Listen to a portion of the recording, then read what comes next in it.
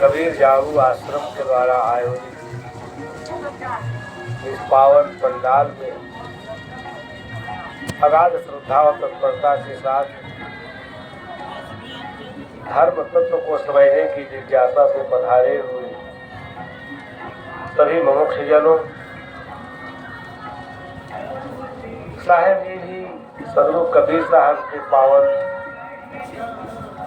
चिंतन पर अपना विचार दे रहे थे। एक ऐसा प्रश्न है जो वर्तमान परिवेश में सबको व्यथित कर रहा है। तीर्थ की महिमा साहेब जी ने बताया। तीर्थ क्या है, इस पर बड़ी चर्चा है भारतीय धर्म शास्त्रों में। गिरेते इति तीर्थ। अब शब्द तो बहुत छोटा है, लेकिन इसका परिप्रेक्ष्य बहुत व्यापक है। जहाँ जाने से गिरेते हम किनारे पहुंच जाए, अपने लक्ष्य की प्राप्ति हो जाए, बिल्कुल बोध के पार। और भारतीय मनीषा के सभी चिंतकों ने इस पर बड़ा गहन मंत्रणा किया है। सदगुरु कबीर साहब ने कहा, आध घड़ी सत्संग सुमिरन बरिस 50, एक घड़ी बरखा बरसे राहत 12 मास। उनके समय में राहत चलती थी तो जेठ की दोपहरी से एकदम गर्मी से व्याकुल पृथ्वी, जब आषाढ़ की बादल मेघ बरसते हैं, पूरी पृथ्वी तृप्त हो जाती है। साखी बड़ा गंभीर भाव लिए हुए है और अध्यात्म जगत में इसकी बड़ी महिमा है।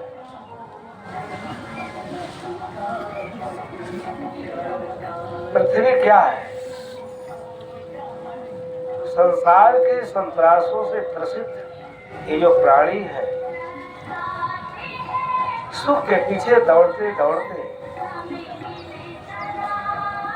तीनों तापों से तप रहा है मनुष्य का जीवन। कहीं सुख नहीं है, कहीं चैन नहीं है। हर आदमी दुराशा के क्षण में है। मनस्ताप में जलते हुए प्राणी को कहाँ सुख मिलेगा, कहाँ चैन, कहाँ आत्म शांति। इसके लिए सदगुरु कबीर साहब ने कहा, संसार के सारी मनीषियों ने कहा, भारतीय दर्शन में आया कि 4 ऐसी चीजें हैं जो तीर्थ के सार्वभौम महिमा को साकार करती है। वो 4 चीजें क्या है? सत्संगा साधु संघर्ष विचारो जन समस्त था, ए देव बोधायो पाया सर्वे। भारतीय मनीषा में इतना दुर्लभ ज्ञान की चर्चा है। ये बात केवल सदगुरु कबीर साहब नहीं कह रहे हैं, पूरी मनीषा इसी पर आधारित है। चिंतन में जो ज्ञान की खाती है, इसी सत्संग की अद्भुत परंपरा की देन है। फिर मानवता के अद्भुत प्रेमी सदगुरु कबीर साहब इस विषय को अपने चिंतन में बहुत ऊंचा स्थान देते हैं। चारों तरफ से मनुष्य का जीवन, मनुष्य के जीवन में दुख परिव्याप्त है, दुख से घिरे हुए, सब दुख से कराह है, पीड़ित है, उद्वेगित है, उद्विग्न है, बेचैन है। कोई रास्ता नहीं है। रास्ता तो सिर्फ ये है कि हम किस प्रकार अपने जीवन में तत्व ज्ञान की खोज करें। हम जहाँ सुख ढूंढ रहे हैं, वहाँ अनेक जन्म हम लिए हैं। अनेक जन्मों में हमने सुख ढूंढा, लेकिन सुख मिला नहीं। लेकिन ये धर्म के उपदेष्टा धर्म के चरित्र को इतना विकृत कर दिए कि प्रबुद्ध मानव तय नहीं कर पाया कि हमारे जीवन के दुखों का अंत कहाँ होगा। वास्तव में जीवन में सुख कहाँ है? सुख और दुख की परिभाषा ध्यान से समझना होगा। सत्संग साधु संगश्च विचारोच समस्त था, चार चीजें हैं। इस चार का अपने जीवन में ठीक से धारण किया जाए, चिंतन किया जाए, मनन किया जाए, अद्भुत उपलब्धि होती है जीवन में। ये सार्वभौम सत्य का आख्यान है। सत्संग सुनते रहो, शास्त्रों का मनन करते रहो, अनुशीलन करते रहो, चिंतन करते रहो, पढ़ते रहो, परंतु इन चार विषयों का ठीक से आपने आत्मसात नहीं किया तो जीवन में सत्य का साक्षात्कार और दुखों का अंत ये दुर्लभ है। अद्भुत विषयों का चिंतन है।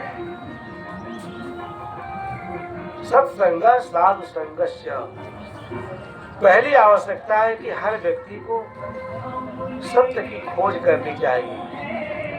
लेकिन सत्य की इतनी व्याख्या की गई इस दुनिया के अंदर सभी धर्मों ने कि प्रबुद्ध मानव उलझ गया कि सब ईसा कह रहे हैं, मूसा कह रहे हैं, मोहम्मद कह रहे हैं, कौन सब कह रहा है। कबीर साहब के परंपरा में धर्मदास साहब सत्य कह रहे हैं कि रामपाल आज आ गए हैं, वो सत्य कह रहे हैं कि कबीर चौरा पीठ से सत्य का उद्घाटन किया जाता है। इन सब से ऊपर उठने की आवश्यकता है। सत्य और तथ्य चाहे श्री धर्मदास साहब कहें, कबीर चौरा के लोग कहें, वेदों के ऋषि कहें, किसी के कहने से व्याख्या करने से सत्य दो नहीं हो सकता। सत्य तो परम सत्य एक है, वो दृष्टिगोचर है। उस सत्य के ऊपर इतना पर्दा डाल देते हैं, उस सारे पर्दा के कुहासों को चीर करके अपने में सत्य का जो दर्शन होगा उसके लिए भारतीय मनीषा में अद्भुत चिंतन है।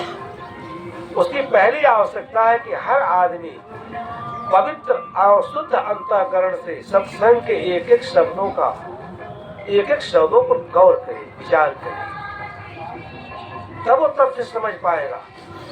अगर लोग ठीक से तथ्य और सत्य को समझाए होते, अपने क्षुद्र स्वार्थ से ऊपर उठ करके, आज दुनिया में सत्य को लेकर, धर्म को लेकर इतनी विविधता नहीं होती, इतनी लड़ाई नहीं होती, इतना संघर्ष नहीं होता।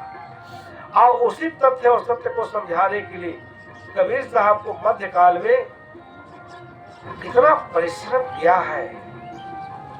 काशी में रह करके वो ढोंगी पाखंडियों को ढोंगी कहा, पाखंडी कहा, मैथिल के व्यास को कड़ी फटकार लगाई, किसी को नहीं बख्शा, क्योंकि सत्य के नाम पर जो असत्य का प्रचार कर रहे थे, इसे धर्म, मानवता और संस्कृति, परंपरा सबको बड़ा नुकसान हो रहा था। इसलिए सबके लिए आवश्यक है पहले हम सत्य की चर्चा गंभीरता से सुने, सांप्रदायिकता से ऊपर उठ करके सुने, तब सत्य की चर्चा आप समझ में आएगी। सत्य सब जगह कहा गया है। गोस्वामी जी भगवान राम की इतनी प्रशंसा करने में मंत्रमुग्ध हो गए कि कहे कि जो भगवान राम का भजन नहीं करता है वो कुत्ता है, मेरा सिंह पूंछ का पशु है। रामचंद्र के भजन में जो चाहे पद निर्वाण। फिर वही गोस्वामी जी विवेक जब प्रखर होता है तो कहते हैं को बरले मुख एक, तुलसी महिमा संत की, जिनके विमल विवेक शेष महेश न कह सके। अपनी ही बात को जब प्रज्ञा प्रखर होती है, अपने ही बात के उलट कहते हैं कि नहीं, सत्य का साक्षात्कार तो संतों के पावन सानिध्य में उनके द्वारा उपदिष्ट मार्ग पर चलकर हो सकता है। राम राम कहने से सत्य की उपलब्धि नहीं हो सकती। अद्भुत वचन कहा उसी गोस्वामी जी ने। इसीलिए बंधुओं, सबका दायित्व है कि पहले सत्संग साधु संघर्ष, भारतीय दर्शन में हजारों वर्ष पहले कहा गया कि मनुष्य अगर जीवन में अमृत लाभ प्राप्त करने का कोई साधन है, कोई अवसर है, तो वह सत्संग है। सत्संग के बिना चाहे वो जितना भजन कर ले, माला फेर ले, व्रत उपवास यज्ञ जाग तप सब कर ले, सब जो सत्संग में जिस अभिष्ट की प्राप्ति होगी, जिस अमृत की उपलब्धि होगी, वो हजारों वर्ष के साधन भजन से नहीं हो सकता। इसको सबने स्वीकार किया। इसलिए ऋषियों की इस बात पर हमें गौर करना चाहिए। ये व्यर्थ की बातें नहीं है, बकवाद की बातें नहीं है, सांप्रदायिकता की बातें नहीं है। इस सांप्रदायिकता के जहर को बिल्कुल समाप्त कर देता है। तो शील लोग आज धर्म का आचरण करते हुए आदमी दुष्ट आचरण करता है, दुष्ट आचरण करता है, दूसरे के खिलाफ जहर और विष भमन करता है, तो धर्म और सत्य की मर्यादा बंधुओं कहाँ रही। इसलिए ऐसे वातावरण में, घोर निराशा के वातावरण में सदगुरु कबीर साहब के ज्ञान की बहती आवश्यकता है। वो उसी परंपरा के पोषक है, समर्थक है, जिससे मनुष्य जीवन में जो घोर अविद्याजन अंधकार है उसमें प्रकाश के आशा का, उनके दर्शन में आशा का संचार है। सत्संग साधु संघर्ष, सत्संग तो किए, सत्संग तो आज सब कर रहे हैं, आपको हंसी भी आएगी। सत्संग निरंकारी में हो रहा है, सत्संग राधा स्वामी में हो रहा है, पूरे पंडाल में सत्संग हो रहा है, लेकिन सत्य का कहीं प्रचार नहीं है। सत्य के लिए लोगों ने इतना झूठ का पहाड़ खड़ा कर दिया है कि विवेकशील मानव भटक जाता है। कहाँ सत्य है, किसके यहाँ जाए। सब सत्य की बात करते हैं और सब जेल की हवा खाते हैं। कैसे माना जाए सत्य की बात करते हैं? जिस ज्ञान से उनका अपना ही कल्याण नहीं हुआ, जेल में सड़ रहे हैं, वो आपको स्वर्ग बंधुओं कैसे पहुंचा सकते हैं? जिन लोगों ने अपने जीवन में केवल नरक ही किया है, धर्म के नाम पर, उपासना के नाम पर, पूजा के नाम पर, ईश्वर के नाम पर, ऐसे दरिद्र लोगों के विचारों को आज सबको इस पर गहन विचार करना चाहिए। लेकिन देखा जाता है कि ऐसे पापी और मनुष्य लोगों के पीछे समर्थन में अंधभक्त करोड़ों की संख्या में खड़े हैं। ये राष्ट्र के साथ और राष्ट्र की परंपरा के साथ, धर्म के साथ एक घोर अन्याय है। इसलिए इस लेखक बिंदुओं पर आप सब लोग सत्संग सुनने आए हैं, तो सत्य का बोध कैसे हो, सत्य कैसे समझ में आए, ये समझना चाहिए।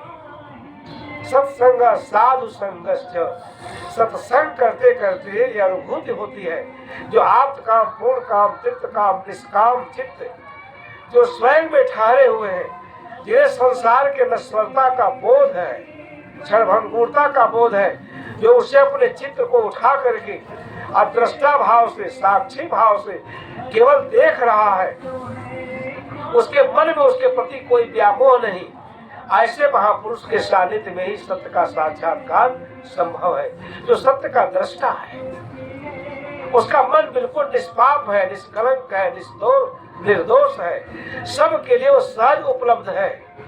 ऐसा विलक्षण ज्ञानी तो कहते हैं सत्संग उसके पावन ऐसे लोगों को, आज जो सभी उपदेष्टा बैठे, उन्हें सत्संग करने से पहले अपने चरित्र पर ध्यान देना चाहिए कि मैं जो कुछ कह रहा हूँ उसको मैं जी रहा हूँ कि नहीं जी रहा हूँ। प्रवचन तो बड़े अच्छे अच्छे लोग कर सकते हैं, प्रवचन करना बुद्धि का विषय है, परंतु मूल्य चरित्र का है, आपके त्याग का है, तपस्या का है, वैराग्य का है, आपके दृष्टिकोण का है कि आपका दृष्टिकोण कितना पवित्र है। और आदमी तभी जा सकता है। इसलिए कबीर साहब तो केवल मनुष्य बनने का संदेश देते हैं। यहाँ हर आदमी भगवान बनने की लालसा से, हर उपदेष्टा भगवान बनना चाहता है, भगवान का भाई भतीजा बनना चाहता है, और ये इतनी बड़ी दुराशा संसार में लाई। हमारे खुद समझ में नहीं आता है, इतने बड़े बड़े चिंतक, ज्ञान का सागर उगलने वाले इन लोगों ने इस तथ्य की खोज सच्चे मन से नहीं की, निर्भीकता से नहीं किया। आज वही समाज के लिए समस्या बना हुआ है। साधु संघर्ष जो आप्त काम है, पूर्ण काम है, अपने आप में तृप्त है। कबीर साहब का पद लोग जब पढ़ते हैं, गुरु ने पठाया चेला न्यामत लाना। अब कबीर साहब कोई सहज बात नहीं कह रहे हैं, वो ऋषि मुनियों की बात कह रहे हैं, ऐसे महापुरुषों की बात कह रहे हैं जो कभी तीनों कालों में उसे नकारा नहीं जा सकता। वो हजारों वर्ष पहले सत्य था और आज भी उसी सत्य और तथ्य की जीवन में आवश्यकता है। इसलिए सदगुरु कबीर साहब इस बात को कह रहे हैं, अनायास नहीं कह रहे। आप सब लोग आए हैं सत्संग में नया मत लाने, अद्भुत पदार्थ, अलभ्य पदार्थ। वो अलभ्य पदार्थ क्या है?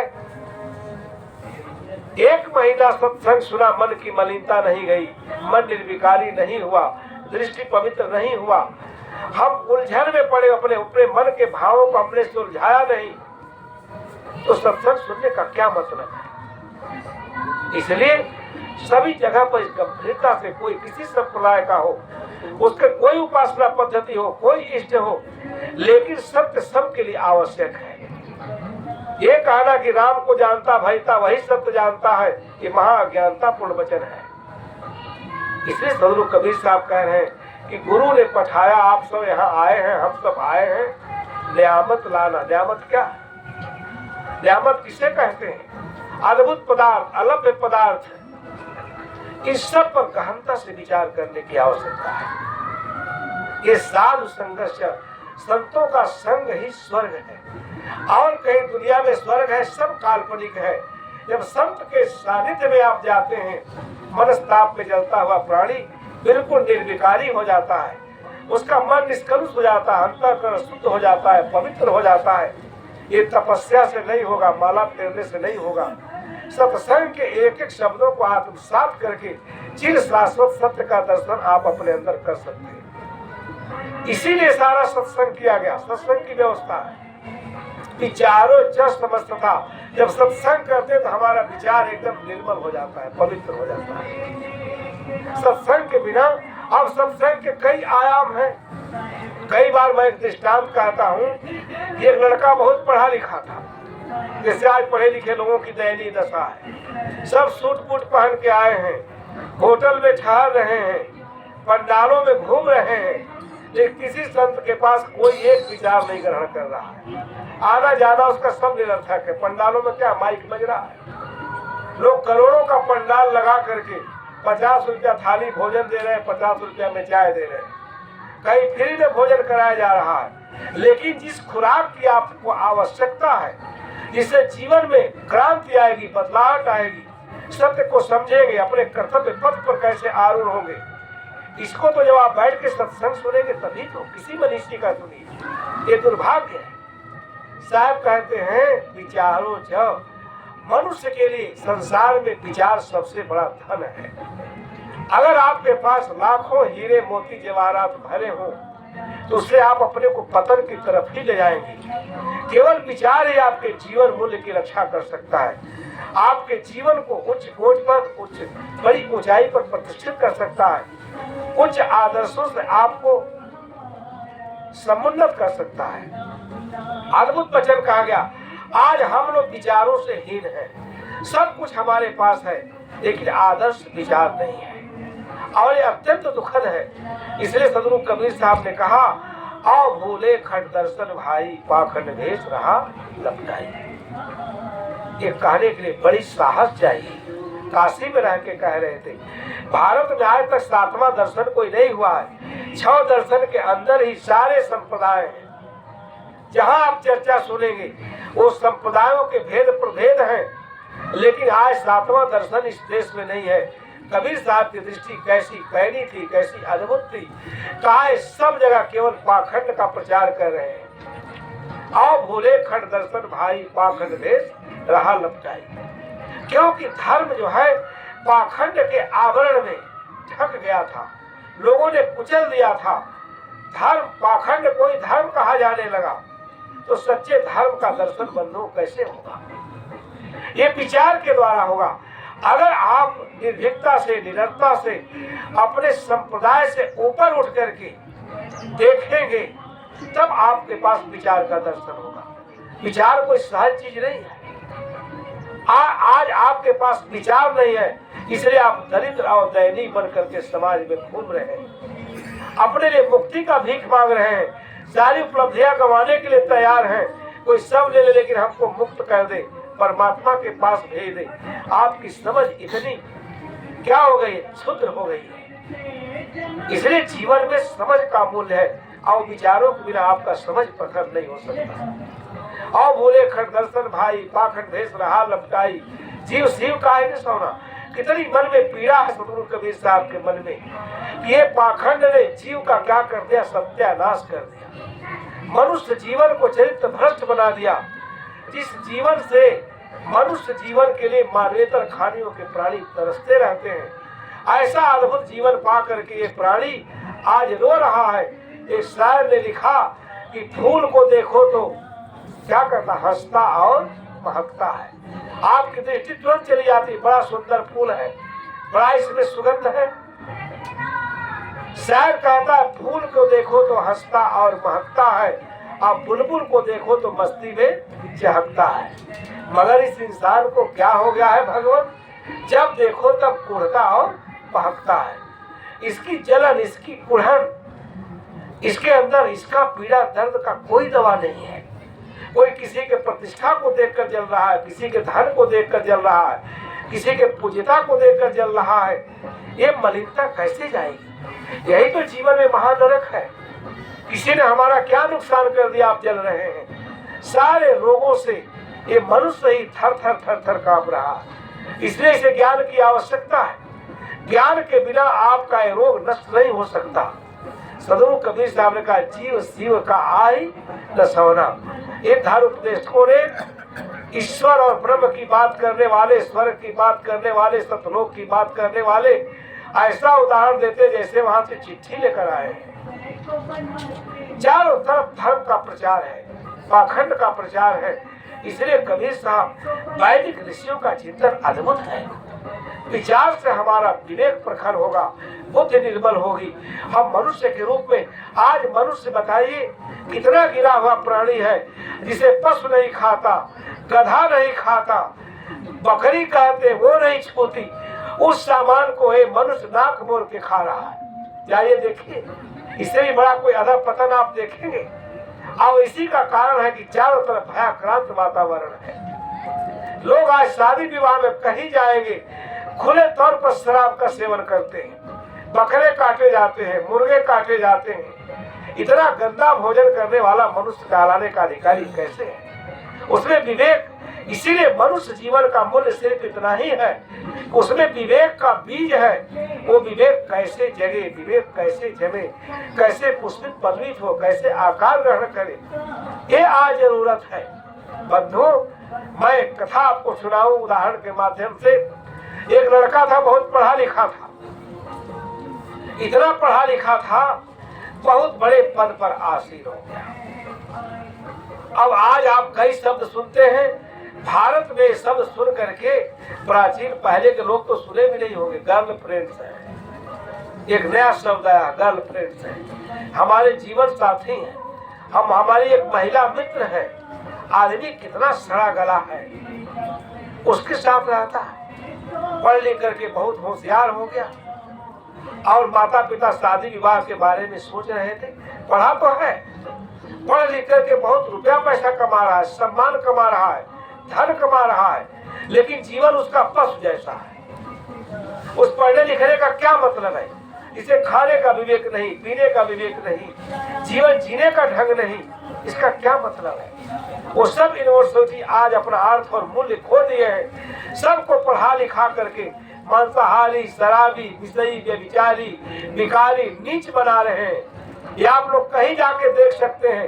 यूनिवर्सिटी का पढ़ा लिखा कोई व्यक्ति हो सकता है सुसभ्य, लेकिन 99% लोग गंदा आचरण कर रहे हैं, झूठ बोल रहे हैं, घूस ले रहे हैं, एक दूसरे प्राणी को दुख दे रहे हैं। डॉक्टर है 5-10 का ऑपरेशन का 1 लाख बताता है। हर जगह इतना मूल्यों में गिरावट आई है, इतना नैतिक अधःपतन हुआ है। ये धर्म के मर्म को न जानने का कारण है। बंधुओं, पढ़ा लिखा लड़का था, सुसभ्य सुसंस्कृत था, माता पिता शादी की तैयारी कर रहे थे, और उधर से वो शादी करके घर लेकर पत्नी को चला आया। माता पिता को तो सांप सूंघ गया। माता पिता के बड़े अरमान रहते हैं। क्या है दुनिया में, देख करके तरस आती है। दुनिया की जो दैनिक दशा है, आज इन्हीं मूल्यों के कारण ये दशा है। अब आया तो माता पिता तो बिल्कुल बुखार आ गया, उनको दहेज नहीं मिला, उनके अनुसार बहू नहीं आई, लेकिन अब दोनों तो शादी विवाह कर लिए। और लड़के के यहाँ साधु महात्मा भी जाते थे, सत्संग भी सुना था, विज्ञान का विद्यार्थी था, समझ उसकी सोच तो अच्छी थी, चीजों को समझ सकता था, लेकिन विषय विकारों पर अपने इंद्रियों को संयम न करने के कारण वो अभी क्या हो गया, गलतफहमी का शिकार हो गया। पत्नी जिससे शादी की बड़ी धार्मिक थी।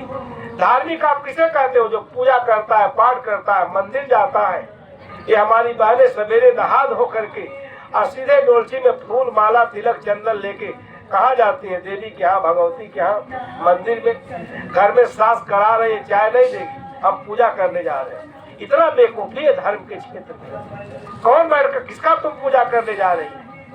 घर में प्रत्यक्ष देवी पड़ी है, देवता पड़ा है, उसका इतना अनादर।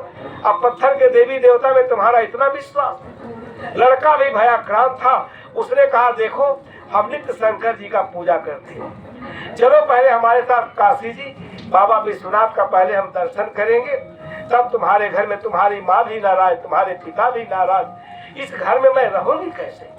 पहले मैं शंकर जी के पास दर्शन करने के लिए चलूं। शंकर जी हमारे इष्ट हैं, रोज मैं पूजा पाठ करती हूँ, जल चढ़ाती हूँ, तभी अन्न ग्रहण करती। आज ऐसे ऐसे लोग हैं माता पिता को जल नहीं देंगे, लेकिन नहा धो के शंकर जी को जल चढ़ाते हैं। शंकर जीते पीते रोना पानी तो कोई तृप्ति भी होती। इस बेहुदागिरी का कहीं अंत नहीं है। पूजा करो, अच्छी बात है, शंकर जी को मानो, किसी को मानो, लेकिन तथ्य तो समझो।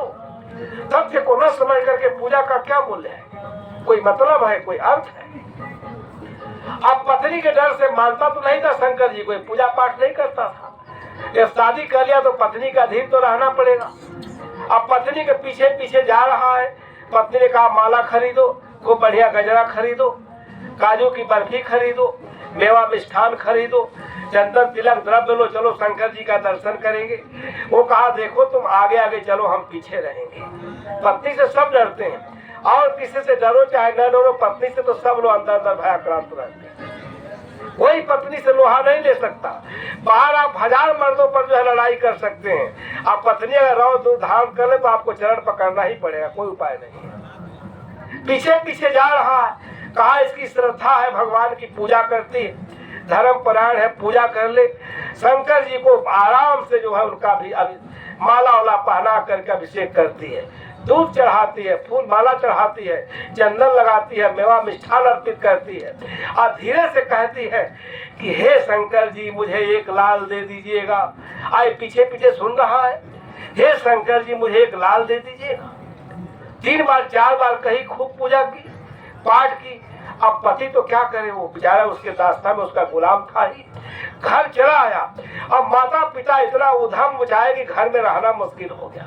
कहा जल्दी अपनी पत्नी को लेके चले जाओ, चाहे जहाँ रहो, घर में मैं रहने नहीं दूंगा, तुम्हारे लिए जगह नहीं है, तुमने हमारा सारा मर्यादा ले लिया, इज्जत ले लिया, घर की सारी मर्यादा को तुमने तार तार कर दिया, जल्दी भागो यहाँ से। पत्नी कही बताइए हमारी सारी धर्म पारायणता तो हमारी सांस निगल जा रही है, ये तो राक्षसी है, मैं यहाँ कैसे रहूंगी।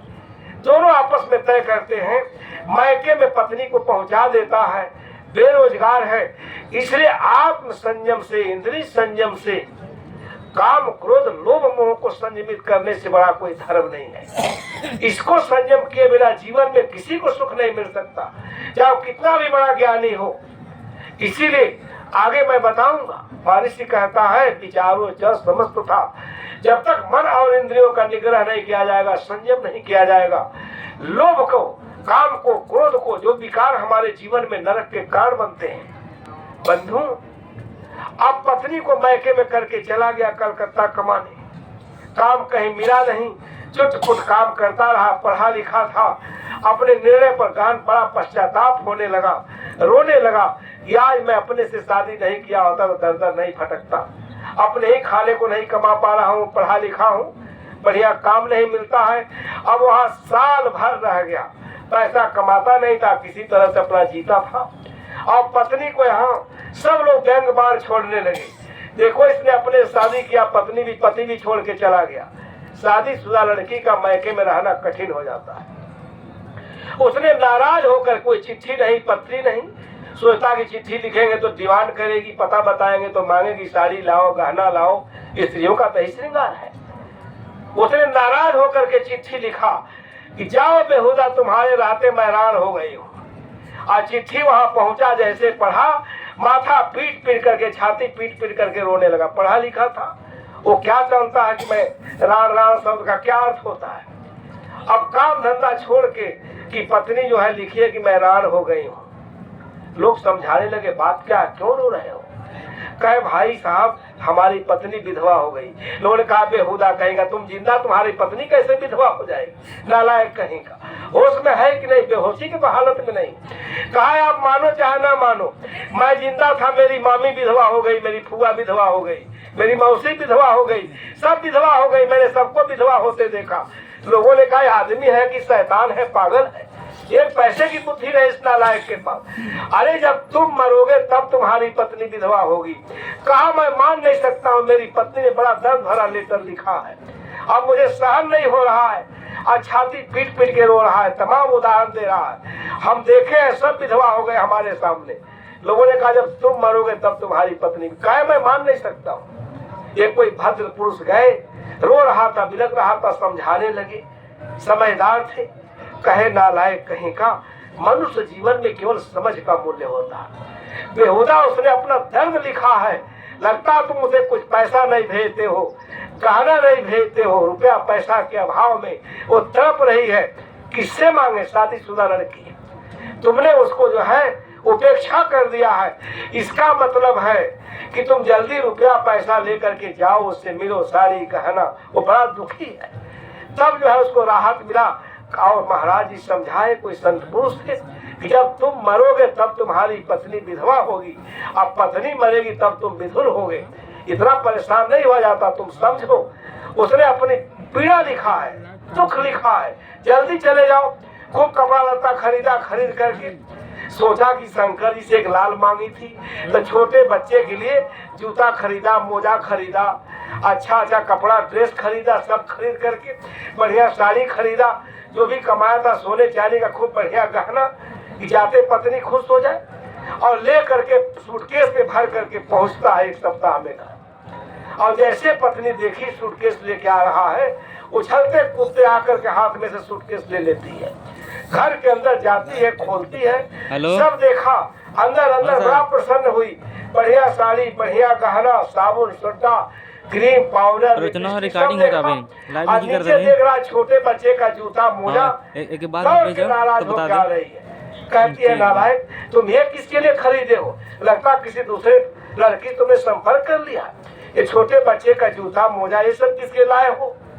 उसने कहा अरे भाई तुम्हें तो शंकर जी से मांग रहे थे, हे शंकर जी एक लाल देना, एक शंकर जी एक लाल देना, हम सोचे घर में लाल आ गया होगा तो उसको जूता और कपड़ा वगैरह लेकर के चलूं, तो मैंने मांगा था। एक तमाचा मार रही है कस के, बेहुदा कहेगा, तुम कलकत्ता में था तो कहाँ से लाल आ जाएगा। उसने कहा तो ठीक से आज तय कर लो, या से शंकर जी के साथ रहोगे कि हमारे साथ रहोगे। तुमने शंकर जी से मांगा था, शंकर जी दिए नहीं, इतना मेहनत कर रही थी, हमारा सारा मेहनत तुमने बर्बाद कर दिया। आज से तय कर लो शंकर जी के साथ रहोगी और शंकर जी से मांगोगी कि तुमको हमसे कुछ मिलेगा। दोनों हंस करके खुशी से रहने लगे। समझदारी की बात है, और वो समझ गई कि बात कितना अच्छा कह रहा है। कोई शंकर जी हमको शैतान नहीं दे, संतान नहीं दे सकते हैं। संतान मिलेगा तो पति से मिलेगा, सुख मिलेगा तो पति से मिलेगा, और जीवन में जो कुछ भी मिलेगा वो पति के कमाई से मिलेगा। शंकर जी को कितना फूल हार माला चढ़ा दे, हमको कुछ देने वाले नहीं है। लेकिन आज सब लोग इसी का प्रचार कर रहे हैं कि जाओ सावन आ गया, सब जल चढ़ाओ, सारे पाप कट जाएंगे, स्वर्ग का दरवाजा खुल जाएगा, साल भर मछली खाओ, मांस खाओ, अंडा खाओ, शराब पियो, शंकर जी तुम्हारा पाप धोने के लिए लोटा जल के लिए बैठे हुए। आज लोगों ने उत्तर भारत में आफत मचा दिया। लखीमपुर जैसी जगह पर मैंने देखा, एक आदमी कह रहा साहब आपको पता नहीं छोटी काशी हमारे गोला गोकांड में आ गई है, और सब नशा करके टाली पर चढ़ करके रास्ता चलना दुश्वार कर देते। ये धर्म है, धर्म के चरित्र और स्वरूप को न समझना। बंधुओं, जीवन में सच्चा सुख कैसे मिलेगा ये हमें समझना पड़ेगा। इसी की चर्चा के लिए आज इतनी बड़ी व्यवस्था भारत के मनीषी लोगों ने किया था। आज ये कोई नई चीज नहीं है, भारद्वाज का यहाँ आश्रम था, अब बहुत काल तक यहाँ सत्संग हुआ, लोगों का कल्याण हुआ, धार्मिक व्यवस्थाओं, धार्मिक परंपराएं संसार की सेवा करने में समर्थ हुई, और तब जाकर के हर्षवर्धन ने इस परंपरा की शुरुआत की। ये साधारण बात नहीं है, लेकिन आज दुख की स्थिति है, दुखद है कि कोई इस बंधु पर कोई चर्चा करने को तैयार नहीं है, कोई चर्चा नहीं करता, सब अनाप शनाप की बातें कर रहे हैं इधर उधर की बातें कर रहे हैं, शाश्वत धर्म की चर्चा कहीं कोई नहीं कर रहा है। इसलिए आप सब लोग इस पर विचार करें, समझे कि ये रत्न तुल्य ज्ञान विचार जो कबीर साहब सारे संतों ने दिया, उनका मूल उद्देश्य है कि धर्म के क्षेत्र से पाखंड, आडंबर, अंधविश्वास इसका कुहासा छटे। ये पूजा पाठ, पूजा किसकी करनी चाहिए, पूजा कैसे करनी चाहिए, दान किसे देना चाहिए, किस प्रकार देना चाहिए, आज इस पर सही संदर्भों में चर्चा नहीं है। आज लाखों लोग आए हैं और करोड़पति लोग आए हैं जो अनुचित तरीके से धन कमाए हैं, आज इस कुंभ में साधु महात्माओं को खिला रहे हैं, लुटा रहे हैं। और साधु महात्मा दुकान खोल के बैठा है, करोड़ों करोड़ दे के जा रहे हैं। इनकी बुद्धि कभी शुद्ध होगी? उनको डांटना चाहिए कि हमारे पास लेके आओ तो परिश्रम के पुरुषार्थ की कमाई लेकर आओ।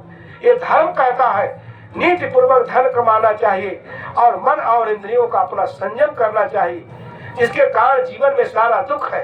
ये दुर्भाग्यपूर्ण स्थिति है बंधु। तो ऋषि कहता है विचारो च समस्त था, सम से अर्थ है किसका समन करना चाहिए। अगर वास्तव में आदमी धार्मिक है, धर्म का दर्शन अपने अंदर करना चाहता है, तो उसको अपने मन और इंद्रियों का निग्रह करना चाहिए। कान ने कितना सुना लेकिन कान संतुष्ट, अभी उसको सुनने की भूख लगी हुई है। जिह्वा ने लाखों व्यंजन खाया लेकिन फिर भी व्यंजन के लिए वो लालायित है, भूखी है। आंख देखते देखते थक गई लेकिन तृप्त नहीं हुई, कहाँ तक देखेंगे। पैर चलते चलते, ये सारे इंद्रियों का संयम। संतों घर में झगड़ा भारी, आप जानते हैं। इसका संयम किसी पूजा से नहीं होगा, तपस्या से नहीं होगा, नमाज से नहीं होगा, इसका संयम ज्ञान से होगा। अब ज्ञान सत्संग में मिलेगा। इसलिए कहता है ऋषि कि ये चार चीजें हैं, सत्संग, साध संग, च विचारो च समस्तता। अपने सारे इंद्रियों को ज्ञान के द्वारा समन करना, संयम करना, संयम से रहना, लोभ पर विजय प्राप्त करना, क्रोध पर विजय प्राप्त करना, अपने कामनाओं, इच्छाओं, वासनाओं की गुलामी तुम अनंत जन्मों से कर रहे हो और मर रहे हो, नए नए जीवन धारण कर रहे हो। ये जीवन प्रवाह तुम्हारा अनंत काल से चल रहा है। आज मनुष्य देह में आए हो, अपने सौभाग्य को, इस अवसर को समझो, दुर्लभ संयोग को समझो और अपने जीवन को कृतार्थ करो। ये हमारे ऋषियों का संदेश है। विचारो च समस्त था, समन करना, समन करना, संयम करना, ये सब बड़े गंभीर शब्द हैं। हम सब काम कर लेते हैं लेकिन अपना संयम नहीं करते, समन नहीं करते अपने इंद्रियों का, अपने मन का। हम इसी की गुलामी करते करते थक जाते हैं, मिलता कुछ नहीं है और अंत में यहाँ से निराश होकर, खाली हाथ होकर के यहाँ से चले जाते हैं। ये देव भवाम वो धारण ये तो शुद्ध हो गया।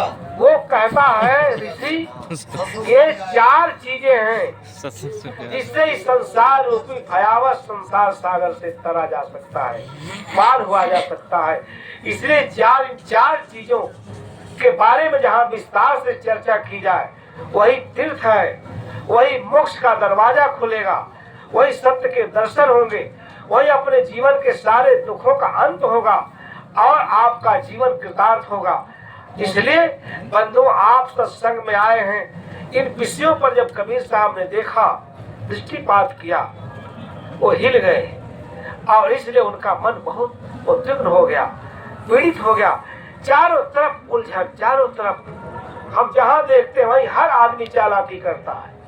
साहब कहते हैं जीव शिव का आहि न सोना। ये बड़ी पीड़ाजनित बात है, इस पर सबको गौर करना चाहिए कि कबीर साहब इतना तीव्रता से, आवेग से, उद्वेग से क्यों कह रहे हैं जीव शिव का आहि न सोना। कि सारे लोग एक तरफ तो करते हैं कि हमारे यहाँ आओ, जीव का उद्धार होगा, स्वर्ग जाओगे, मोक्ष पाओगे। आई लोगों ने इस मनुष्य जीवन को ही नरक बना दिया। इतना यहाँ वहाँ पोह पैदा कर दिया धर्म के उपदेष्टाओं ने कि आदमी आज मुसलमान किससे करता है घृणा। हम लोग अयोध्या में जा रहे थे, बड़ी सुंदर मार्मिक प्रसंग है। हम थे श्री ज्ञान साहब थे, एक आदमी, एक नवजुवक सवेरे टहलने जा रहे थे, 8 साढ़े 8 का टाइम था और अयोध्या में सत्संग 3 दिवसीय कार्यक्रम चल रहा था। एक लड़का खूब बढ़िया पढ़ा लिखा, देखने से सुसंस्कृत लग रहा था, बैठा था हम आ रहे थे साहब, जा रहे थे, कहे प्रेम साहब आइए, एक फूल साहब जी लिए थे, ऐसे सूख रहे थे गुलाब का। हम आपस में बातचीत करते हुए चल रहे थे। एक आदमी बड़ा ध्यान से देखा, हम लोग बड़ी ध्यान से देख रहा था, टकटकी दृष्टि लगाए। जब हम लोग पास में गए तो कह रहा है महाराज जी सलाम। साहब तो भड़क गए, कहा मैं समझ नहीं पाया कि तुमने महाराज भी कहा और सलाम भी कहा, इसका क्या मतलब है। लड़का तो पहले डरा, वो इंटर कॉलेज में लेक्चरर था। संयोग की बात थी, और उस साल पहली बार हमारे और श्री ज्ञान साहब की मुलाकात हुई थी अयोध्या में। वो जाने की जागो मठ से आए हैं, बड़ा प्रेम करने लगे, श्रेय देने लगे, लेके चल रहे थे। अब साहब जी कहते बेटा जी बताओ, मेरे समझ में नहीं आ रही है कि तुमने महाराज जी सलाम क्यों कहा। कहा साहब सही सही बताओ। अरे महाराज कहा तो दंडवत करना चाहिए, प्रणाम करना चाहिए, नमस्कार करना चाहिए। अब तुम कहते हो महाराज जी सलाम, इसका क्या मतलब है। कहा महाराज जी नाराज मत होइएगा, दूर से हमने देखा आप लोग खूब सफेद सफेद पहने थे, हमने सोचा कि आप लोग वैष्णव महात्मा होंगे, लेकिन टीका नहीं लगाए थे तो मन में संशय हुआ। नजदीक जब आ गए तो हमारा जो भ्रांत थी हमारी और गहरा गई संशय। जब देखा तो आप लोगों के पास चोटी नहीं देखा, तो हमको लगा कहीं आप लोग मुसलमान होंगे। तो कहे चलो दोनों बात कह देते हैं, महाराज जी सलाम। सलाम हिंदू लोग पहले कहते थे, सलाम बाबू साहब, सलाम बाबू साहब, दोनों बात कह देंगे तो मुसलमान होंगे तो भी नहीं नाराज होंगे, और हिंदू होंगे तो भी नाराज होंगे। साहब ने कहा प्लीज कम हियर, हमारे पास आओ, एक चीज बताओ तुम करते क्या हो। कहा महाराज जी मैं इंटर कॉलेज में जियोग्राफी पढ़ाता हूँ। उन्होंने कहा जियोग्राफी वाले तो पूरे भूमंडल का अध्ययन करते हैं, तुमने महाराज जी सलाम कहा, आपको चोटी नहीं देखा, तिलक नहीं हो, तो हमको लगा आप मुसलमान होंगे, इसलिए मैंने सलाम कहा। कहा बेटा इसी में सारा संसार उलझ के मर रहा है। तुम लेक्चरर हो करके हिंदू मुसलमान तो समझ रहे हो, लेकिन तुम आज तक तुम्हारे में इतनी समझ नहीं कि तुम समझ सके कि सबसे पहले हिंदू मुसलमान सिख ईसाई मनुष्य है। चोटी से आदमी नफरत करता है, चोटी वाले से दाढ़ी वाले को घृणा है, दाढ़ी वाले को चोटी वाले से घृणा है। मूल्य कुछ नहीं है, अर्थ कुछ नहीं है। इन धर्मों ने इतना बड़ा चौड़ा खाई कर दिया कि आज एक मनुष्य दूसरे मनुष्य के जान लेने पर आमादा है, राक्षस है। एक शायर लिखता है एक दिन तूफान कम हो जाएगा, खुद न खुद पाषाण नम हो जाएगा, स्वर चूमेगा धरा के बढ़ चरण, आदमी जब आदमी बन जाएगा। कबीर साहब कहते हैं मानुष हो के नाम हुआ मुआ तो डांगर ठोर। कितनी वेदनापूर्ण बातें हैं। समाज को देखा था, ये बड़े बड़े दावा करने वाले विद्वानों को, तपस्वियों को, जोगियों को, ये सब मिल करके समाज में मनुष्यता का इतना कत्लेआम कर दिया। सबने मनुष्यता और मानवता का नुकसान किया, सारे धर्म वाले लोगों ने। इसलिए उनके मन में जो ज्वाला थी भड़क उठी। ये यज्ञ जाग करना, हिंसा करना, हत्या करना, पाप करना, झूठ बोलना, यज्ञ धर्म का चोला पहन कर जितना झूठ बोलो आप सबसे बड़ा महापुरुष हो। इसलिए कबीर साहब कहते हैं जीव शिव का आईने सोना। इन लोगों ने जीव का सारा मारा रहा सब सत्यानाश करके रख दिया। बंधु इस पर हमको गौर से विचार करना होगा। ये कबीर विचार मंच है, इसका यही मूल्य है और कोई मूल्य नहीं है कि हम चीजों को ठीक से समझें। और चीजों को ठीक से समझने के लिए सदगुरु कबीर साहब ने ये मार्मिक संदेश सुनाया, मार्मिक उपदेश दिया। और भूले खट दर्शन भाई, अगर आप कहेंगे तो ये लड़ाई हो जाएगी। 6 दर्शन के लोग ही आए हैं, कबीर के दृष्टि में सब भूले हैं, सब भ्रमित हैं, सब भटके हुए हैं, सत्य ज्ञान किसी के पास नहीं है, सब झूठ का प्रचार कर रहे हैं। ऐसा नहीं है, उनके दर्शन में सत्य है तो वो सत्य का उद्घाटन करना नहीं चाहते। ये निंदनीय कृत्य है। सब जगह यही चारों तरफ वहां पर मचा हुआ है। जीव शिव का, जीव के जिसके उपदेश से जीव का कल्याण होना चाहिए। सब धर्म का आचरण करते हुए आदमी अपने शुद्ध बुद्ध मुक्त दशा का बोध होना चाहिए, चिर शाश्वत सत्य का दर्शन होना चाहिए। लेकिन उनके उपदेश ने हमारे बुद्धि पर क्या कर दिया, ताला जड़ दिया है। हम कुछ भी समझने को तैयार नहीं है। गुरु जी कहते आए तो ऐसे ऐसे गुरु आ गए, यदि बैठे थे हम महाराजगंज जिले में, कुछ लोग आए, उन्होंने कहा कि देखो भाई, हमारे यहाँ तो सख्त निर्देश है कि दूसरे का प्रसाद नहीं खाएंगे, दूसरे का सत्संग नहीं सुनेंगे। गुरु महाराज का सख्त निर्देश है। हमने कहा गुरु जी, तुमको ऐसे खूंटा में बांध दिए हो कि तेली के बैल तक घूमते घूमते मर जाओगे, तुम्हें सत्य का दर्शन नहीं होगा। ये क्या ज्ञान है? लोग केवल अपनी परंपरा और अपने पाखंड की रक्षा के लिए मनुष्य के बुद्धि, मनुष्य के गरिमा के साथ हंसा मजाक कर रहे हैं। इस पर समझने की जरूरत है। इसलिए कबीर साहब के मन में पीड़ा है। ऐसा उन्होंने देखा कहीं। अद्भुत वचन है। कैसे पाएंगे? जीव शिव का आज न सवना, चारों वेद चतुर्गुण मौना, चारों वेद विश्व पर मौन है। क्या कहना चाहते हैं कबीर साहब? कबीर साहब के काल से रहे, उसके बहुत पहले से जो धर्म के नाम पर यहाँ अत्याचार है, अनाचार है, दुराचार है, यज्ञ जाग करने से स्वर्ग पाने की बात मिथ्या धारणाओं की स्थापना की गई। हजारों पशुओं को होमे जाते थे। और अभी आप कहें तो आश्चर्य होगा, वशिष्ठ भगवान राम के गुरु और विश्वामित्र ये यज्ञ कराने के सबसे बड़े पुरोहित हैं, पंडित हैं। ये वेदों में लिखा है, शास्त्रों में लिखा है। कई प्रश्न उठते हैं इनको लेकर के कि क्या यज्ञ करने से, पशु में अग्नि में मेवा मिष्ठान डालने से आप स्वर्ग जा सकते हैं? स्वर्ग की अवधारणा ही गलत है। लोग समझे ही नहीं कि स्वर्ग आखिर कहा जाए तो किसे स्वर्ग कहा जाए। इसलिए साधु कबीर साहब हमको जो ज्ञान दिया, जो दर्शन दिया, मूल्यवान दर्शन दिया, उसका बड़ा मूल्य है, अर्थ है। हमें इसे सबसे ऊपर उठ करके कबीर के दृष्टिकोण को समझने की आवश्यकता है। साहब कहते, जैनी धर्म का मर्म न जाना, पाती तोड़ देव घर आना। अब आगे बढ़ेगी बात तो आप भी नाराज हो जाएंगे। कबीर की दृष्टि इतनी दूरदर्शिता के साथ अपनी बात कह रहे हैं, कोई सवाल नहीं उठा सका। इस देश के अंदर ऐसी ऐसी परंपराएं थी, फल फूल रही थी, उनका भारतीय हृदय पर आधिपत्य था।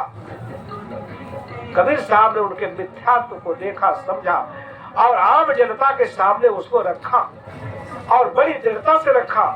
लोगों ने उसे हाथों हाथ लिया।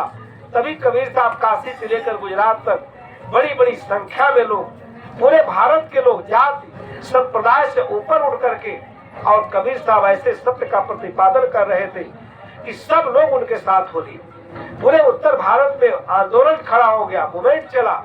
ये अद्भुत बात है, साधारण बातें नहीं है। चारों वेद चतुर्गुण मौना, जीव के कल्याण पर चारों वेद भी मौन है। क्यों? इतनी पीड़ाजनित बात है। वेद को कहा जाता है कि ईश्वर कृत ग्रंथ है। क्या पता कहाँ बैठ करके ईश्वर लिखा, किस आकाश में, किस प्रेस में उसको छपवा दिया। वो प्रेस कहाँ आकाश में पता होता है तक नहीं चला, और ले करके ब्रह्मा जी का 4 मुख से दे दिया। इतनी अनभिज्ञ बातें हैं, इतनी काल्पनिक बातें हैं।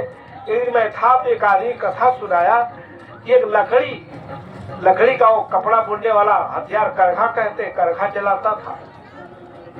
कपड़े का व्यापार बंद हो गया। अब धर्मांधता में आदमी अपना कितना घोर पतन करता है, पुरुषार्थ को नकार देता है। पुरुषार्थ से जहां भी मुख हुए आपका पतन होना निश्चित है। इसलिए सदगुरु कबीर साहब ने केवल मनुष्य के पुरुषार्थ को, मनुष्य के अंदर जो ऊर्जा है, क्षमता है, उसको प्रश्रय दिया। एकदम गरीब हो गया, खाने का मोहताज। किसी ने कहा जंगल में एक देवता है जो जाके वहां आग्रह करता, पूजा पाठ करता, प्रकट होते आते। इसकी बड़ी चर्चा है। जगह जगह देवता आदमी अपने अनुसार प्रकट कर लेता है। पेड़ में प्रकट कर लेता है, पत्थर में प्रकट कर लेता है। कभी कभी कहते शंकर जी जमीन से निकल गए। इतना आडंबर है, इतना पाखंड है। इसीलिए सत्य धर्म आप नहीं समझ पा रहे। गया वो आग्रह किया, क्या है? उसने कहा कि ऐसा करो कि तुम जो मांगो मैं सब दे दूंगा। लोग देवता से मंगवाते हैं। मित्रों की कथा बड़ी दुर्लभ है। उसने सोचा कि भाई चले पहले पत्नी से पूछ आवे। लोग कहते हैं पत्नी जीवन संगिनी है, इससे पूछे। देवता देने को बिल्कुल तैयार है कि क्या मांगे, जाओ पूछ के आओ। पत्नी से कहा बताओ, रुपया मांगे, धन मांगे, पैसा मांगे। देवता एकदम प्रसन्न है, गरीबी दूर हो जाएगी, बताओ कितना मांग ले। उसने कहा बेवकूफ को रुपया पैसा मांग के क्या करो? एक करघा चलाते थे हम लोग, परेशान थे। देखो बगल वाले का 10-12 करघा हो गया। और जाओ कह दो कि हमारे को कम से कम 10 मारे हाथ दे दो, 10 मारे पैर दे दो, 10 मारे आंख कान दे दो, ताकि हम अकेले 10-10 20-20 करघा चलाएंगे और करघा दे दो।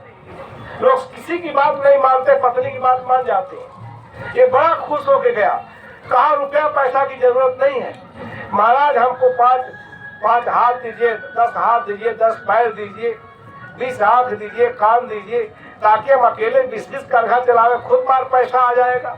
उसने कहा जाओ एवं मस्त। और जैसे वहां से चला और गांव के नजदीक संध्या का समय था, लोगों ने कहा कोई भयंकर राक्षस आ रहा है क्या, इसको इतना गांव में हल्ला हुआ, जल्दी मारो पूरे गांव को खा जाएगा। लोग रिवाल्वर लेकर आए, फटाफट चलाए, दाग कर को खत्म कर, वही मर गया। ये देवी देवता इतनी काल्पनिक देवी देवता है, ये आपके लिए क्या है, राक्षस है, आप ही को निगल जाएंगे। इतना कल्पनाओं का भरमार है कि हर आदमी उसी कल्पनाओं में जी रहा है, उसको अच्छा लगता है। सदगुरु कबीर साहब कहते हैं कि धर्म के उपदेष्टाओं ने, धर्म के चर्चा करने वालों ने धर्म के अस्मत को लूट दिया। जीव शिव का आय दशाना, चारों वेद चतुर्गुण मौना। देखिए ये विद्वानों के बीच में बहस चलती है कि वेद में जो सारभूत ज्ञान था, सार्वभौम ज्ञान था, 4000 ही ज्ञान कांड है और 80,000 केवल कर्म कांड है। ब्रह्मा को सबसे बड़ा कर्म कांड का देवता माना जाता है। कर्म कांड से जीवन के सारे अभिष्ट की प्राप्ति बताई गई है। कर्म कांड सब मिथ्या है, सब झूठा है। इसलिए सदगुरु कबीर साहब ने कहा ज्ञान कांड की कहीं चर्चा नहीं, और केवल किसकी चर्चा है, केवल कर्म कांड की चर्चा है। इस कर्म कांड ने आदमी पैसा दिग्भ्रमित कर दिया, सब बेहोशी की तंद्रा में जी रहे हैं, कहीं जगह नहीं है। जीव शिव का सावना, चारों वेद चतुर्गुण मौना। जैनी धर्म का मर्म न जाना, पासी दूर। कितना साहस के साथ कह रहे हैं। जैन धर्म सब में जीव होने की कल्पना करता है। ऐसी कल्पना है उसकी कि पढ़ करके आप घबरा जाएंगे। आपने देवी देवताओं पर हजारों फूल पत्तियों को तोड़ करके चढ़ाता है। साहब कहते हैं अगर तुम सब जगह जीव की सत्ता मानते हो, तो अपने इस पत्थर के तीर्थंकरों पर सारे फूल पत्ती को तोड़ करके चढ़ाते हो, कितने जीवों की हिंसा कर रहे हो, महापाप कर रहे हो। धर्म के चाहे धर्म कोई हो, उसे कबीर साहब की आत्मा एकदम जल गई। जैनी लोग कहते अपने भक्तों से कि तुम पानी गर्म करो, कहो मैं पानी अपने लिए गर्म किया हूँ, तब मैं उस पानी को पीऊंगा। तुम भोजन बनाओ, कहो भोजन अपने लिए बनाया हूँ, तब मैं भोजन करूंगा, क्योंकि भोजन में पानी में जो पाप है वो तुमको लगे, हमको न लगे। ये कहाँ की साधुता है, कहाँ का धर्म है? इससे बड़ा आडंबर और पाखंड कैसे हो सकता है? ये तो करते ही है।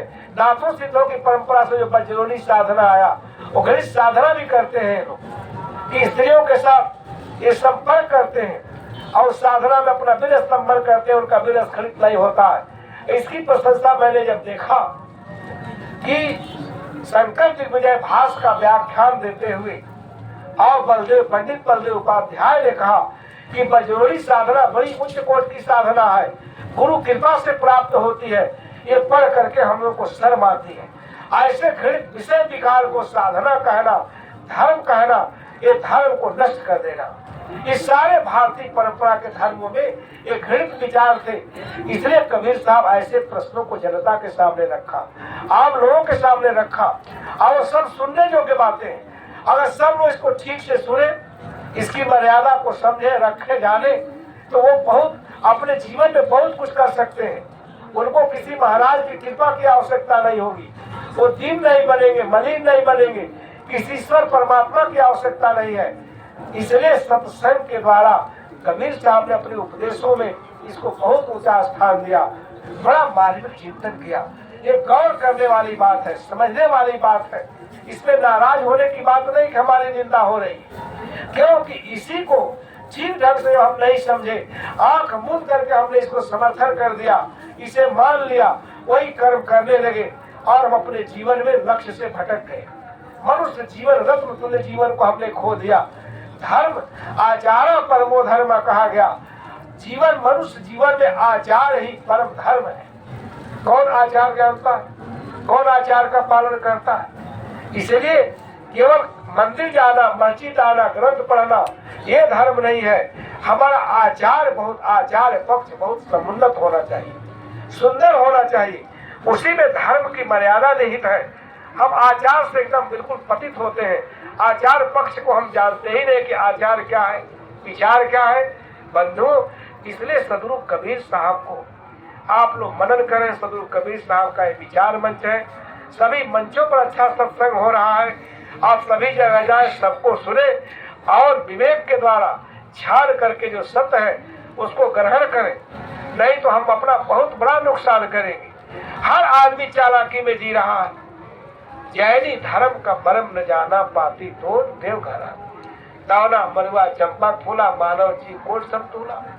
और पृथ्वी के रोम उचारे, और देखत जन्म आपनो हारे। जैनी अपना सब बाल उखाड़ते हैं, अपने हाथों से उखाड़ते हैं। एक दिन मैं पिंजौर से वकील साहब के साथ गया, तो वहाँ तहसील है हिमाचल प्रदेश की नालागढ़।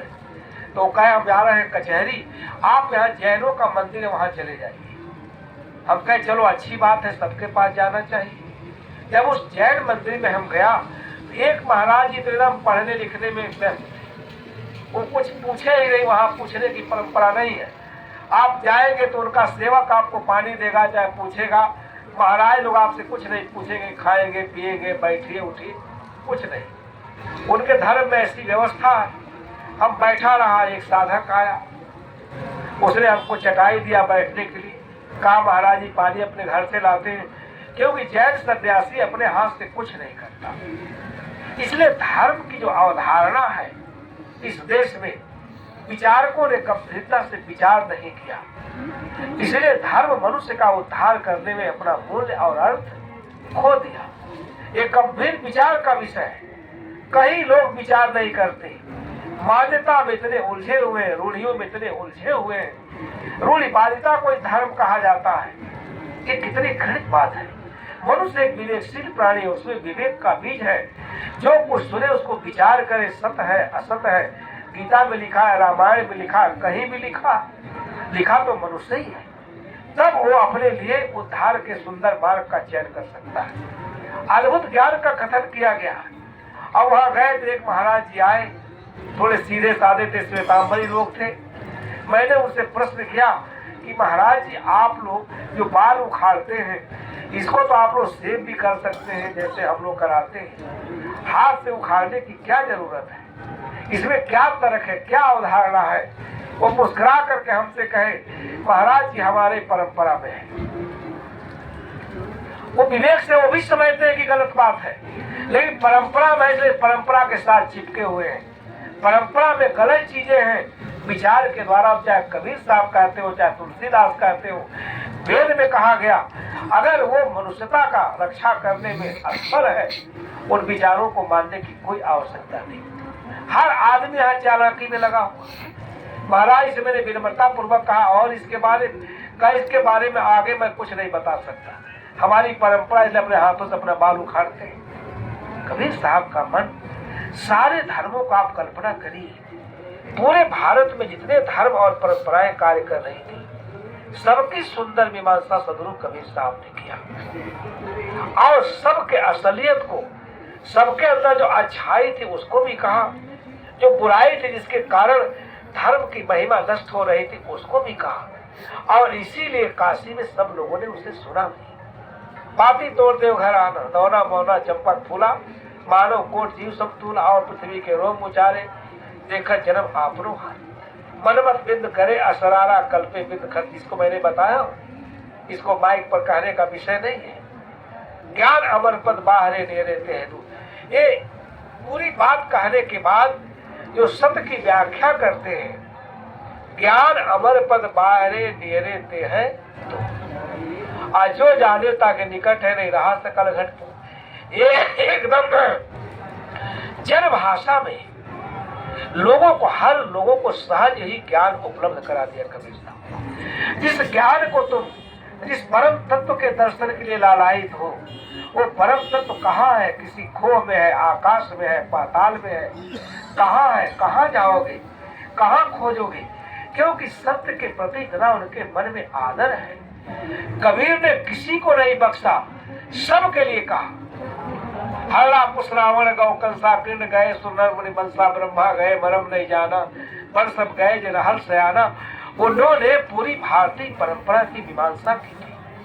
ठीक से देखा था, हर आदमी छल कपट करके एक दूसरे को धोखा दे करके अपनी मर्यादा, अपनी महत्ता की प्रतिस्थापना करता है। ये कितनी घृणित बात है, समझने योग्य बात है, इसको समझना चाहिए। बंधु, कबीर साहब पर जब चर्चा हो, वो कोई हो, किसी संप्रदाय का व्यक्ति है, कबीर साहब कबीर पंथियों के लिए नहीं कह रहे हैं। उनके पूरे चिंतन में केवल सत्य के समझने, सत्य को समझने, जानने और उसको समझने के लिए निवेदन किया है। इसलिए कहीं कबीर सुनो भाई साधो कहते हैं, वो कबीर पंथियों में नहीं कहते हैं। जो भी सज्जन है, विवेकशील है, जिनके मन में विवेक के प्रति आदर है, सम्मान है, और उस सबको संबोधित करते हैं, सबको कहते हैं ये आदमी इतना छलिया है, इतना कपटी है, इतना दुर्शील है, इतना दुष्ट है, धर्म का नाम लेकर के अपने गंदे कर्मों को छिपाता है, धर्म का चोला पहन करके और गंदगी के ढेर में पड़ा रहता है। ये क्या है? इस दुष्कृत्य का कीमत उसे चुकाना पड़ता अपने जीवन में। इसलिए जो मधुर और आदमी को संदेश सुनाया सदगुरु कबीर साहब ने, तथ्य परक ज्ञान दिया, वस्तु परक ज्ञान दिया, बोध परक ज्ञान दिया। उस ज्ञान के मार्ग पर तभी चल सकते हैं जब आप बिल्कुल निश्चल हो, निर्मल हो और विवेक के मार्ग के प्रति आपके मन में सच्चा आदर हो, निष्ठा हो।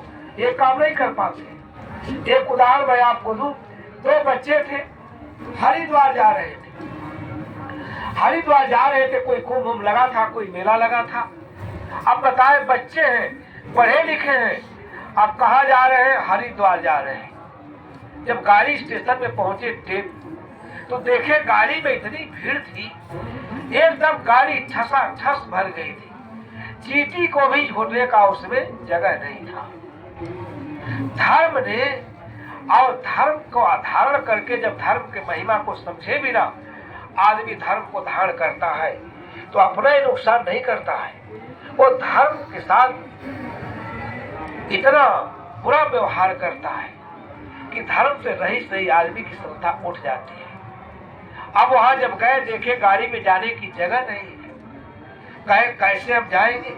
हर आदमी समझदार है, धार्मिक है, सही जगह जा रहा है, लेकिन उसका उद्देश्य पवित्र नहीं है, समझ ठीक नहीं है, तो धार्मिक होते हुए गंदा काम करेगा, दूसरे के साथ धोखा करेगा, छल कपट करेगा और वो अपनी महिमा और गरिमा खो देता है। वहां जब गया, दोनों कहने लगे आखिर में हरिद्वार चलेंगे कैसे? एक कहता तो मूर्ख हो, हम कहेंगे साफ साफ साफ, तुम कहना इधर इधर, फिर हम कहेंगे किधर किधर।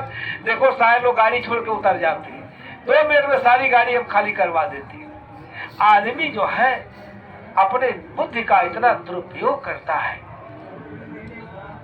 अपने गरिमा को, महिमा को, बौद्धिक क्षमता को कलंकित कर देता है। दोनों बड़े दृढ़ थे, जा रहे धर्म करने, धर्म चर्चा सुनने, मन कितना गंदा है। एक चढ़ा उसमें गाड़ी में, कहता साफ साफ साफ, उसने कहा इधर इधर इधर। अब सारे गाड़ी के लोग कूद कूद के छलांग लगा के भागने लगे। कई लोगों का पैर टूट गया, खिड़की के रास्ते, दरवाजे के रास्ते गाड़ी ठस भरी थी। फिर थोड़ी देर बाद कहते किधर किधर, यही कहता इधर इधर इधर, उसी में से कहता था। अब सब लोग झांकने लगते थे, 1-2 लोग झांकते थे, बाकी सब जान बचाने के लिए भाग गए। इस बोगी से उस बोगी में इतना हल्ला हुआ, इसने कहा सांप, उसने कहा कहाँ कहाँ, इधर इधर, उसने कहा कहाँ कहाँ।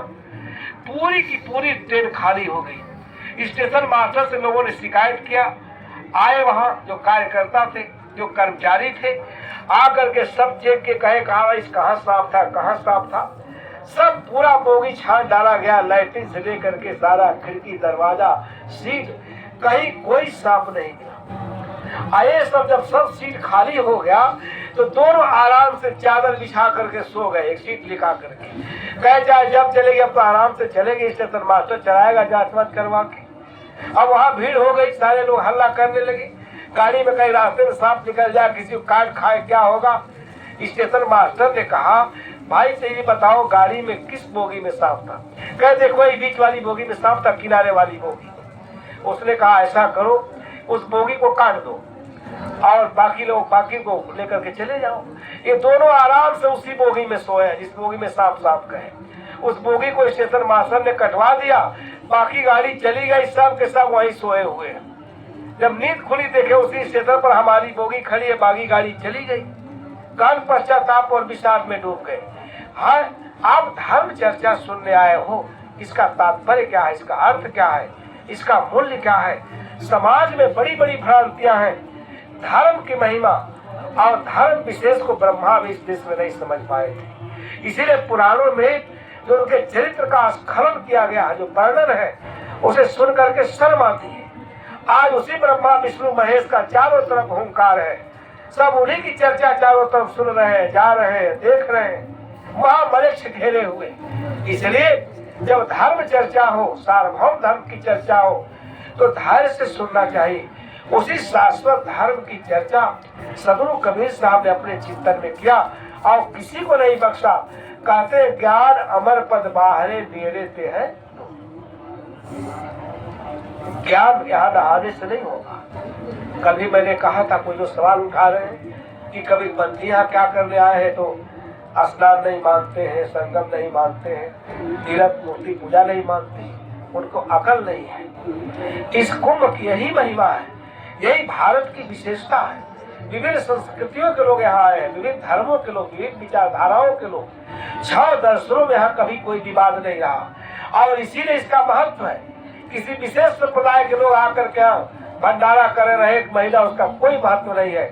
इसी हमारे साधेव, हमारे मत अलग है, पूजा उपासना अलग है, सब कुछ अलग है, धर्म अलग है, हमारा दर्शन अलग है, लेकिन सब कुछ के बाद सब लोग एक साथ रह रहे हैं, अपनी अपनी बात सब अपने अपने तरीके से कह रहे हैं, सब सुन रहे हैं। और इसीलिए ऐसे वातावरण में निष्पक्षता से चर्चा की जाए तो सभी लोगों को सत्य का बोध होगा, सब एक दूसरे का आदर करेंगे।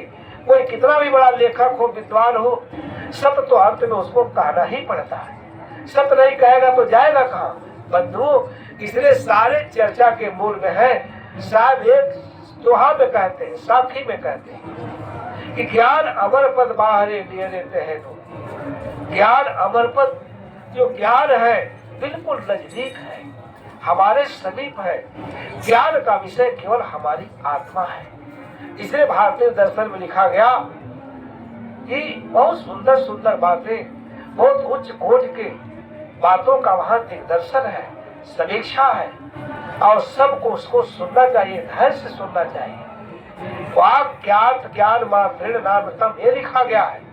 केवल पोथी पढ़ करके सत्य की उपलब्धि नहीं हो सकती।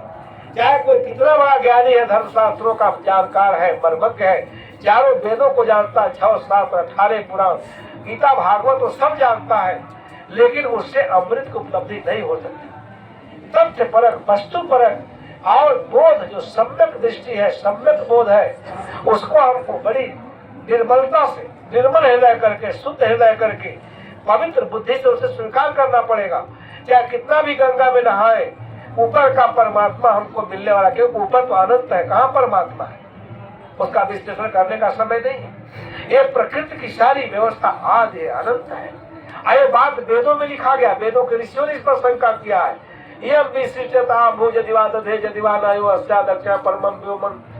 ये सब बातें लिखी हुई है, अंग वेद यदिवान वेद वहाँ लिखा है। कबीर साहब ने कहा, आप अपने जो शुरू में अपनी बात जब कह रहे हैं, सृष्टि के विधान की चर्चा कर रहे हैं, वहाँ कितना सुंदर मीमांसा किया है। और भोले खर दर्शन भाई की बात हम लोग कह रहे थे। तो इस प्रकार एक सार्वभौमिक चर्चा में बात आती है कि चाहे कितना पढ़े हो, लिखे हो, सब जानते हो, लेकिन जानने वाली जो बात है वो हमारी आत्मा है। उसको छोड़ करके सारे दुनिया को जान जाएंगे। वो हमारे बिल्कुल सन्निकट है, उसी की सत्ता से आंख देख रही है, कान सुन रहा है, वेद पढ़ रहे हैं, सब संग कर रहे हैं, सभी लोग समझ रहे हैं, सब कुछ इस शरीर में हो और केवल एक वो सत्ता निकल जाए। कोई आपको नहीं कहेगा कि आप सत्संगी है, साधु है, महात्मा है। सब केवल अगर मूल्य किसी का है तो उसी इसलिए कबीर साहब ने मानव की आत्मा को बहुत मूल्य प्रदान किया, उपनिषदों के ऋषियों ने किया। वो चिंतन को हमें समझना चाहिए, जानना चाहिए, यही सफलता है। सन्निकट होते हैं ज्ञान की चर्चा करने वाले, शास्त्र लिखने वाले, आख्यान देने वाले, सत्य का उस परम सत्य को क्या कि इतना दूर हमसे कर दिए हैं, अब सब लोग भटक गए हैं। सदगुरु कबीर साहब कहते हैं धर्म कोई हो, परंपरा कोई हो, उपदेष्टा कोई हो, लेकिन सत्य यही है ज्ञान अमर पद। जो अमर पद, जो अमर वस्तु है, जिसे ज्ञान की सफलता यही है कि हम अपने विमल आत्मा को जाने, उसको निर्विकारी बनाए, अनेक जन्मों के शुद्ध संस्कारों, जो अपवित्र संस्कार, उसका विरेचन करे ज्ञान के द्वारा। ये रहते हैं बिल्कुल सन्निकट है, उसको पा जाने के बाद कुछ पाना शेष नहीं रहता है। सारे संसार को आदि पाया कि आत्मज्ञान नहीं हुआ, इस संसार से खाली हाथ मिला हो जाएगा, उसका जीवन कृतार्थ नहीं हो पाएगा। सच्चे सत्य का, शाश्वत सत्य का, शाश्वत जो निज शाश्वत मुक्त फल है, उसका वो दर्शन नहीं कर पाएगा।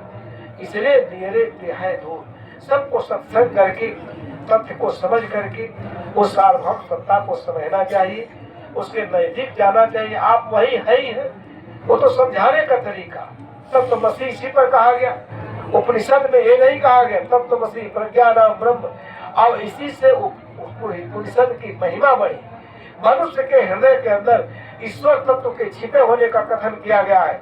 वही वैदिक ऋषियों ने किया है, सनातनियों ने इसकी उद्घोषणा की है, जो आज ईश्वरवाद की चर्चा लेकर के सर फुटबल हो रहा है। 24 अवतारों की चर्चा हम करते हैं, लेकिन अगर यह जीवात्मा न होता तो दुनिया में कोई ग्रंथ नहीं होता, मंदिर नहीं होता, मस्जिद नहीं होता, उपासना के स्थल नहीं होते।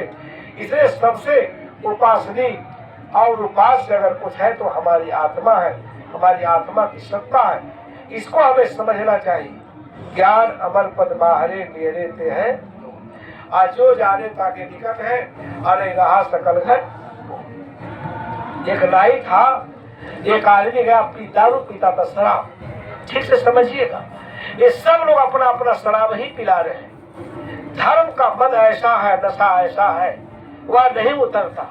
उसमें बहुत विवेकनी बुद्धि से आपको सत्संग करना पड़ेगा, तब धर्म को समझ पाएगा। गया मेरे दुकान पर मिठाई खरीदा, वो तो था शराबी और शराब के नशे में था, और उसको दिया 1000 का नोट, फुटकर नहीं था। उसने कहा ठीक है, ये 500 की मिठाई ले जाओ, अब 500 कल आके ले लेना। जब आदमी शराब पीता है तो उसका दिमाग दोगुना का तरीके से काम करने लगता है। उसने कहा क्या पता कल मैं भूल जाऊं तो क्या करूंगा। तो वही एक सांड बैठा था, तो कहा चलिए सांड बैठा, इसको निशाना लगा लेते हैं, कल सवेरे आएंगे तो 500 रुपया इससे ले जाएंगे। अब वो चला गया और सांड तो वहां से उठा, रात को दूसरे जगह चला गया। सांड उसके दिमाग में था। अब सवेरे जब नींद खुला, कहा 500 रुपया हमारा मिठाई की दुकान पर है, और उस सांड जाके नाई के दुकान के सामने बैठा था। उसी लाइन में नाई की दुकान थी। अब जैसे सांड को नाई के दुकान पर देखा, नाई के ऊपर एकदम आग बबूला हो गया। कहा बताइए, इस हरामखोर ने हमारे 500 रुपए के लिए अपना धंधा बदल दिया, जात बदल दिया, सब कुछ बदल दिया। आज मैं इसका हिसाब लेता हूँ। एकदम छलांग लगा के दुकान में जाता है, कारण पकड़ लेता है और घूसा लगाने लगता, तमाचा लगाने लगता। नालायक दुष्ट, मेरे 500 रुपए के धंधा बदल लिया, जात बदल लिया, मैं भी पक्का आदमी हूँ। देखो कल सांड का मैं निशान बना के गया था, और सांड जहाँ का तहाँ बैठा है, हमको तुम धोखा नहीं दे सकता। लोग बैठे थे, आश्चर्य पड़ गए, क्या करे, बड़ा बेहुदा आदमी है। कहे भाई साहब, अरे सांड कहीं बैठा होगा, सांड कोई स्थावर पेड़ पौधा थोड़ी जहाँ है वहाँ है। अब सब लोग देखे, कहे देखो मिठाई की दुकान वहाँ है, सांड वहाँ बैठा रहा होगा। उठ के चला आया, और तब तक नाई किसने हालत खराब कर दिया मार्केट। सब लोग गए, कहे देखो इसी प्रकार से हम लोग धर्म का नशा ऐसा पी लिए हैं, तथ्य को नहीं समझते हैं, ईश्वर को लेकर, परमात्मा को लेकर हम लोग इतना उलझ गए, दूसरे का अस्तित्व क्या करते हैं, नष्ट कर रहे हैं। समय नहीं है, इसलिए मैंने आपसे निवेदन किया, सदगुरु कबीर साहब का जो उपदेश है वो मनुष्य बनने के लिए है। अगर सब लोग मनुष्य बन जाए तो सारी समस्याओं का समाधान हो जाएगा, कुछ नहीं बचेगा। आप धर्माचार्य बन जाए, आचार्य बन जाए, उपदेष्टा बन जाए, शास्त्रार्थ करने में हमें महारत हासिल हो जाए। कई ऐसे प्रसंग आते हैं। सदाशिव स्वामी एक बार शास्त्रार्थ में इतने निपुण थे, सबको हरा देते थे। तमिलनाडु की घटना है। बहुत बड़े मनीषी थे। यदि संसार के सबसे बड़े विद्वान को हरा करके आप गुरु जी के पास गए, सोचे गुरु जी पीठ थपथपाएंगे, आप तो दुनिया के विद्वान को इसने हरा दिया, कुछ बचा ही नहीं। इसलिए मैंने कल भी कहा था, उपनिषद के एक एक शब्द पर ध्यान दीजिए। प्रतिबोध विदितम मतम अमृत तत्वम ही विद्यते आत्मना विद्यते वीर्यम विद्या विद्यते मृतम। जो आत्मा को जान लेता है वो बलिष्ठ हो जाता है, जगमगा जाता है। पूरे ईश्वर परमात्मा को जान ले, कुछ नहीं मिलने वाला है। कबीर साहब इसी बात को कहते हैं। जब हरा कर गुरु महाराज के पास गया, हमारे महाराज जी जैसे उनके गुरु महाराज बड़े सुलझे हुए महापुरुष थे, सोचे हमारी पीठ थपथपाएगा, तुमने सबको हरा दिया, विश्व विजेता हो गया। जब गया आचरण पकड़ा तो उन्होंने कहा, सदाशिव स्वामी एक चीज बताओ, तुम सबको हरा दिया, अपने को ध्यान से सुनिए, अपने को कब पराजित करोगे? अपने जबान पर, अपनी वाणी पर कब नियंत्रण करोगे? तुम अपने मन से कब हारोगे? हर जगह तुम्हारा मन तुम्हारे ऊपर विजय प्राप्त कर लेता है, तुम्हारा सत्यानाश कर देता है। बंधु, ये आज चीज समझने की आवश्यकता है, इसको समझे बिना, इसलिए जो परम तत्व है, ज्ञान है, जिससे हमारा कल्याण होगा, मोक्ष होगा, दुखों से आध्यात्मिक निवृत्ति होगी, हम पाप मुक्त होंगे, पाप को भेद करके अब इसी जीवन में स्वर्ग, मोक्ष, ज्ञान सब की उपलब्धि कराएंगे। इस बात की विस्तृत व्याख्या सदगुरु कबीर साहब ने की। आपके हमारे उद्धार के लिए तो दे देते हैं दूर, आजो जाने तक निकट है, नहीं रहे सकल घट।